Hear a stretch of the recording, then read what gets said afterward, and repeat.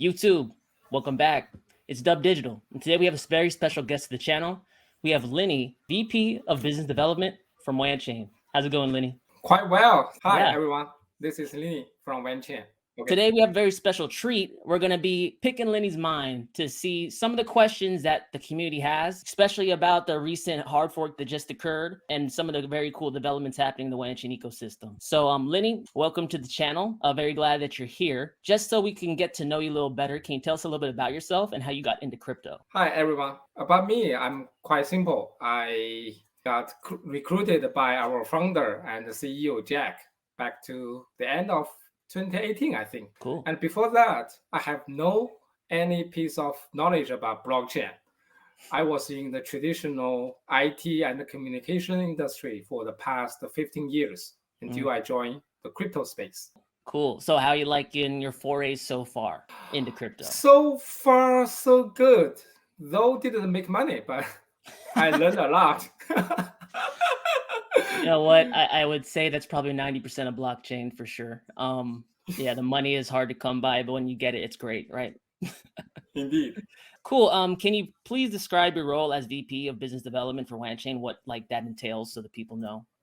Okay, I can do almost every part if I can or I want, because in Wanchain, it's like a big family, and we don't, narrow or restrict it exactly to your title. It's more like a fancy word right now, a DAO organization. So our management team can give you a lot of spaces as long as you want to do and you are good at it. You can do it. Cool. But definitely, I'm mainly take care of the business development and also the collaborations with other projects. I also, do a lot of stuff for the ecosystem building and marketing. I will say, like tonight, I'm doing this presentation or the interview. Yeah. Mm-hmm. So Awesome. So, decentralized project, decentralized team. Love it. Exactly. Cool. There might be people who aren't familiar or too familiar with Wanchain right now. So can you please explain what Wanchain is and the niche that you're trying to, dominate or problem you're trying to solve? So firstly, Wanchain focus on the decentralized and secure cross-chain solutions, which are the different bridges. And secondly, Wanchain is a public chain itself. So the reason why Wanchain is a public chain, because just to achieve the decentralization for cross-chain transactions, we need a public chain to host the different stallman nodes who are totally anonymous. So they are being anonymous, but they need to communicate with each other. Thus, we need the public chain as a secure and a decentralized place for them. We use the term, say, negotiate the cryptographic deals. So that is Wanchain comes from. And more importantly, Wanchain adopted the concept of proof of stake consensus. Wanchain is among the first batch of the projects that use the POS in the crypto industry. Mm-hmm. So Wanchain is aiming to, continuously building the decentralized and the secure bridge for all the blockchain projects. Yeah, I read some of Jack Liu's writing early on in the project, and he calls it value islands, right? So like bunch of value within the blockchains, they couldn't talk to each other. That was the biggest problem I had in 2017. I couldn't get money to and from. And that's why I looked at Wanchain when I found you guys. I said, wow, that's a huge problem I had. Well, awesome. Thanks for giving us a little rundown on that. So let's go ahead and get going with the latest and greatest news coming out of Wanchain. That's the Saturn Hardfork. So congrats on that. That's the fifth hard fork in Wanchain's history. Can you give us a little rundown so the people can understand why it's such a big deal? Thank you first. Yeah, we run a successfully hard fork recently called Saturn. And for this time, we hard fork because we are fully compatible with Ethereum's London EVM upgrade. And now we are also, fully supporting the EIP 1559. Which there's a burned mechanism building the consensus, meaning every piece of transaction made on Wanchain, there is a certain amount of Wan coins will be burned, and no one get it. So that is definitely a deflationary model for the token economics. Sure. And some minor upgrades, like maybe it's a bit technical terms. We support the SHA-3, which is a cryptography, and we also support the latest EVM opcodes, operation codes. And we raise the gas limit up to 15 million per block. Okay, simply speaking, this can support a large scale of complicated applications on Wanchain, especially for those DeFi applications. From my standpoint, when I read about it, I think the most interesting part of the hard fork was the base fee. I believe it's the base fee, right? When a token goes deflationary, that's a very interesting prospect because not everyone is 100% knows how it's going to play out. But you do know that the supply will continue to be limited as time goes on. So now there's a base fee, okay, apart from the tip fee. And the base fee will be totally burned. Definitely the tip fee is what you are paying to the miners, which on Wanchain, definitely you don't need to pay actually anything or the tip to the miners because we are using the proof of stake. Projecting forward, how do you think that's going to affect the supply of WAN? I mean, I won't ask you to comment on price, but how do you think that's going to affect the supply of WAN moving forward? Especially when I believe it's nearing its max. So inflation will start to drop down. So here you just brought up a quite important concept. Wanchain got a very hard cap, which means the total supply is capped. It's not like Ethereum inflation model. So Wanchain is more like the Bitcoin. So it has a cap. Like I said, every transaction, no matter what, a certain amount of WAN coins will be burned. So it's a deflationary model. And I think it's only a matter of time before the burned will exceed the mint.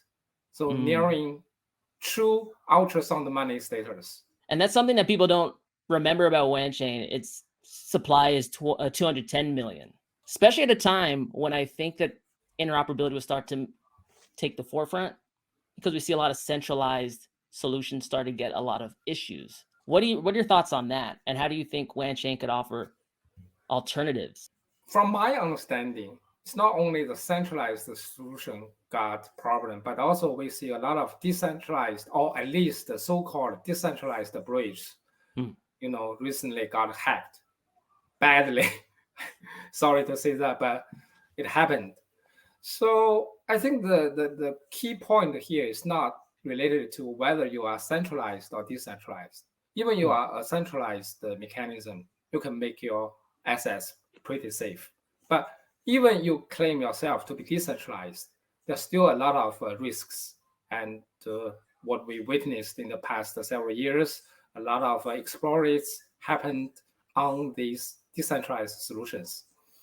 So security, of course, is the most important issue for a project or for a bridge provider. So here at Wanchain, usually, maybe some of our community members think, okay, why Wanchain is a bit slow, especially when you compare with your competitors, that so many new cross-chain solutions or cross-chain projects come later than Wanchain, but launch their applications very fast. Here, I just want to give you some introduction of how Wanchain works at our side. Usually, we have a theoretic idea or research from our research team. Then the research team need to write a paper and publish the paper in a journal to prove it could be theoretically doable. Sometimes you get a lot of suggestions and improvements from the peer scholars saying how you can strengthen your security. Then we will do some modification based on the theory. And after that, we pass to our engineering team for the development, for the real coding, programming, etc. And after that, we have another internal dev team, separate from the first one, do the cross-checking on the codes themselves. So that delays a little bit, but we put security as a priority in our team. Even after the internal, like this checking and the testing process, finally we sent to some external auditing company for the final, auditing work. Even after that, we launched the applications to the community. Besides, I want to emphasize our CTO, Dr. Zhang Weijia, is also a key member of the EEA, Enterprise Ethereum Alliance, who is working on the interoperability and the security issue there. So a lot of our work are audited and checked by Dr. Zhang himself. Sure. Yeah. And, I think that's something that people will come to appreciate as time goes on with Wanchain is the I guess the due diligence you do put in to make sure that it's not just an idea that on paper can work. In the real world, it can work as well. And if you sacrifice a little speed for that, I think everyone's funds will thank you for it in the long run, especially with some of these, I guess, security exploits we've had recently. Good thing to bring up, the EEA. I don't know what you can and cannot share, but can you speak a little bit about that? Like what kind of standards, or if you're helping define standards moving forward? Dr. Zhang, who is the VP of Engineering at Wanchain, is also the co-chair of the Interoperability Task Force under EEA. EEA is also engaged into bringing the blockchain technology to the enterprises. Suppose every enterprise will eventually adopt the blockchain technology, more or less. They also need to communicate. So here is a fact that not only the public chains, but also these enterprise chains, they are isolated right now. So they need to communicate. They need to deliver messages. They need to transfer the assets or the tokens from one to another. So in doing so, they need a decentralized or centralized cross-chain solution, which Wanchain is providing such solution to the partners, or we say to the customers right now. So that is we are helping EEA also with the cross-chain or the interoperability structure and the standards now. Sure. Cool. And I guess it makes a lot of sense why WAN is fully compatible with Ethereum at this point. A lot of the work that it's doing to help define interoperability standards within Ethereum. So I like to see that. And I also saw a picture of Jack Liu with the Vitalik. So, dots together. Not sure how that's going to work, but I think that there's some close ties with the WAN and ETH team. It's good to know. Moving forward, in the spirit of interoperability, recently there's been some ongoing collaborations or talks of collaborations with the Cardano. You want to give us a little rundown on that? I know that happened a little bit ago, but I think it's definitely significant development. So the Cardano is a big deal for Wanchain, I should say.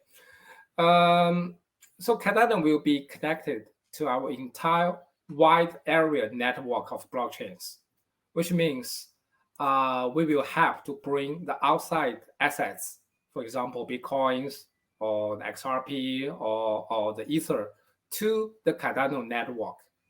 At the same time, we are helping Cardano to bring their native assets, not only AD I'm saying, but also any tokens built or deployed on Cardano natively to the outside world.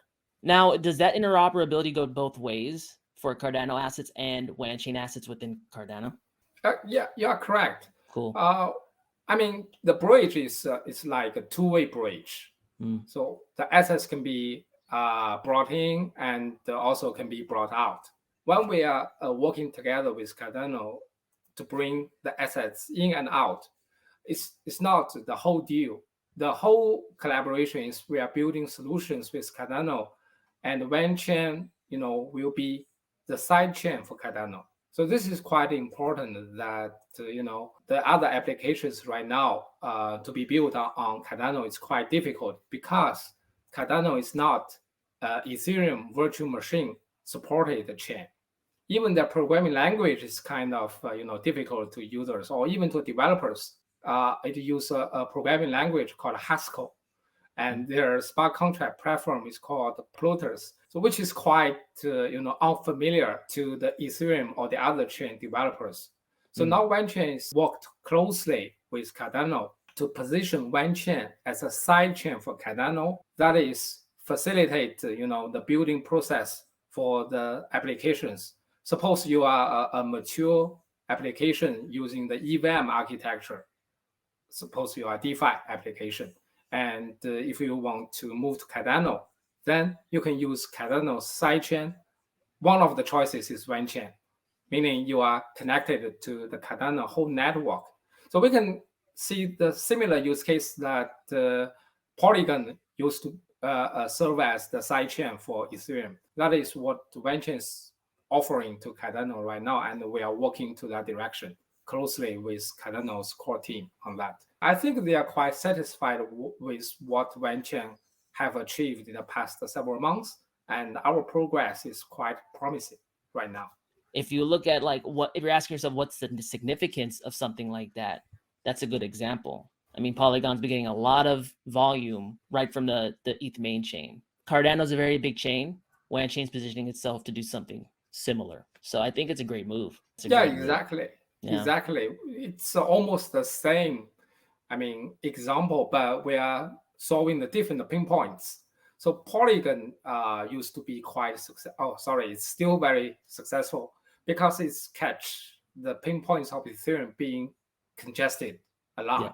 And there's no current scalable solution at hand for Ethereum. I know Ethereum is stepping to the Ether 2, but it takes time. For Cardano, the problem is the pinpoint is, like I said, their programming language and their smart contract platform. It's not the Solidity programmed EVM, which could be quite troublesome for the current blockchain developers. So I think we just want to catch that opportunity that offer a developer-friendly and also user-friendly platform to all the projects as well as the developers. Not to say Wanchain itself is very fast. The transaction fee is almost zero there, and the security is quite good until now 4 or 5 years running with no any accident or any faults. So we are quite proud of providing such solution to a famous project like Cardano. Yeah, and I think you guys should be proud of the security that's been demonstrated over years. Speaking of bridges and Polygon, I know that even before this development came to the forefront, you had released an announcement speaking about Wanchain helping develop layer 2 bridges between protocols, essentially. I thought that was pretty interesting because I haven't seen that too much around this space, layer 2 to layer 2 bridges. Most people are focusing on layer 1 to layer 1 still. Can you speak anything at all about the layer 2 bridges and how Wanchain expects to be a leader in that space? There are several different bridges in the market. If you categorize that layer 1 to layer 1, layer 1 to layer 2, and layer 2 to layer 2, as you said. Okay, so Wanchain may be one of the first to the layer 2 to layer 2 bridge in the industry. Right now, we are providing the layer 2 bridge from Polygon to Arbitrum, and in the future, we have planned to expand to many other layer 2s. The reason is we think the assets will be moved from different layer 2s, and because the famous layer 2 solutions right now, like Arbitrum, optimistic rollups, it's called Stockware or Stocknet, they attract the different applications. But the thing is, no one can have the all. It's not like a win for all. So users will feel very painful that if I want to deposit my money in this application on this layer 2, and I want to use the swap on another application, but it's deployed on another layer 2, that could be a huge problem for myself. So in this case, we are trying to solve this kind of problem that we building different liquidity pools on different layer 2s that users can swap seamlessly their tokens from one layer 2 to another. So this is what we are doing. And of course, we have planned to expanding the layer 2 bridges to as many as layer 2 solutions in the future. On the topic of bridges, I know that the prospect of NFT bridges has been rolled out. And that's, I'm assuming, be able to export and import NFT or non-fungible tokens in and out of Wanchain. Can you speak a little bit about that and how you see that I guess, developing over the coming months? The NFT bridge is quite cool. I mean, compared with the fungible assets. So it adopts the similar approach like lock, mint, burn, and unlock process. But it needs to account for the different attributes of different NFTs, how they are saved, if they need to be, upgraded, etc. So usually we solve these issues with a automatic bot deployed on different chains that will continuously monitor the original NFT and reflect any changes on the wrapped NFT on the other chains. So it's like lock, mint, burn, unlock with some of the extra considerations. So simply speaking, it's the mechanism of the NFT bridge. That unlocks a lot of opportunities that aren't being really explored right now in NFTs. We've seen kind of a boom on ETH, a little bit in Solana, but this will allow for, I guess, NFT commerce and popular NFT collections to be everywhere. In terms of like Wanchain NFT projects, I'm assuming they will be utilizing NFT bridges as well moving forward. Is that correct? Correct. When it comes to the digital art style NFTs, the primary purpose of cross-chain NFTs is simple. It gives collection access to more marketplaces and users. So things are get really interesting when talking to GameFi or the reality fi of the real world. So I think cross-chain, especially for the NFTs, has the potential to revolutionize the NFT themselves. We are currently in talk with a few other marketplaces to roll out these bridges as the official solution. However, as always, we are happy to support the native NFT projects. Awesome. I'm sure you can't tell me now, but I'm guessing that will be coming time frame, couple months. Yes, because I'm thinking of the time. I don't want to hype on this, but a couple of months, definitely we can achieve that. Cool. That brings us to the topic of OKC Bridges. So Wanchain's partner with OKC, which is a secure and programmable smart contract platform. Can you explain the nature of that collaboration a little bit for us? A lot of centralized exchanges have or launching their own decentralized solution or networks. As we can see, maybe the most successful one is the network that Binance launched called Binance Chain or BNB Chain.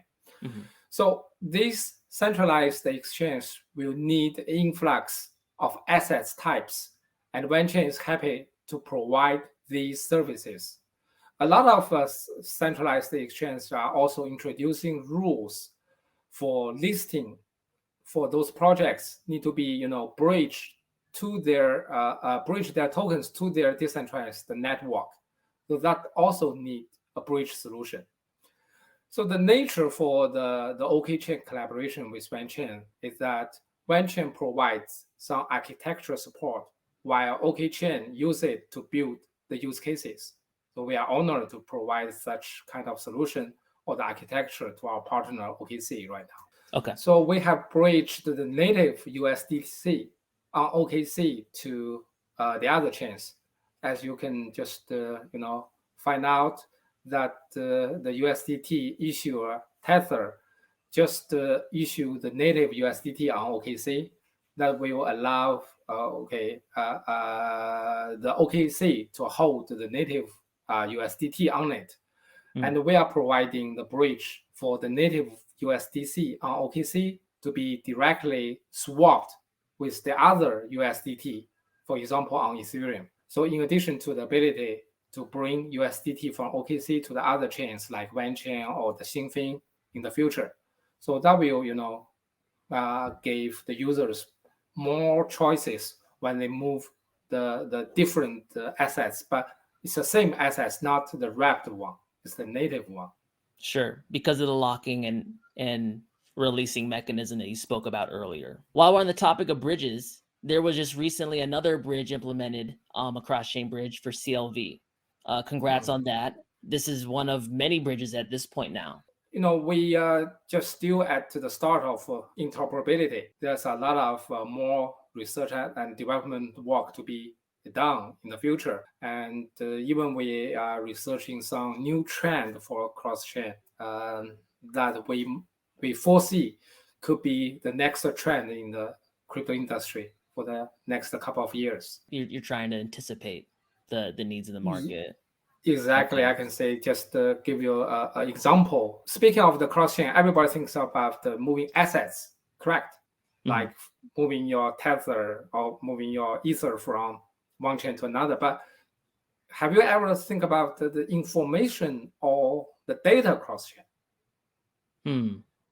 For example, in the enterprises, they might not have the tokens, but they have a bunch of valuable information or data in the future. As I introduced before, suppose they are building the blockchain technology themselves, and these enterprises need to communicate or exchange their data or intel, how they can trust each other in a reliable and decentralized way. This is we foresee could be the trend for the next move, and we are doing the research on these spaces right now. Like I mentioned, you have many bridges already established. Are there any coming down the line that you're very excited about that you could share with us? Okay, sure. So far, we have announced Tron and Cardano, as you may notice. Others always in the works, and we are in talks with those projects themselves. But just let us know which one you want to see in the future, because until now we are doing the collection on ourselves. We probably will run a community poll on the Twitter or the other media outlets to listen to the community requirements or voices. What will be the next chain you want to see in the future? Though, of course, EVMs are easier than the non-EVMs, but if you vote, and we will listen to your suggestions or your voices. Now we have been running the Wanchain Thrust program. It's an incentive program that we want to attract more dApps to building on Wanchain, or we can say building on the side chain to the Cardano or to the other chains in the future. So we definitely have the incentive program. And we are starting to see some of the results. So 2 projects named Auto Farm and the DRA have just launched on Wanchain, with dozens more in the pipeline. Also, we know some of the original projects are ready for launch on Wanchain quite soon, in the next month, I guess. And we also have a multiple asset staking project called X-Stake. So the X-Stake may also come in the next couple of months. Okay, NFT Bridges, including integrations with smaller marketplaces, are coming too. Okay, Cardano, of course, and Tron's native USDT. Yeah, we are.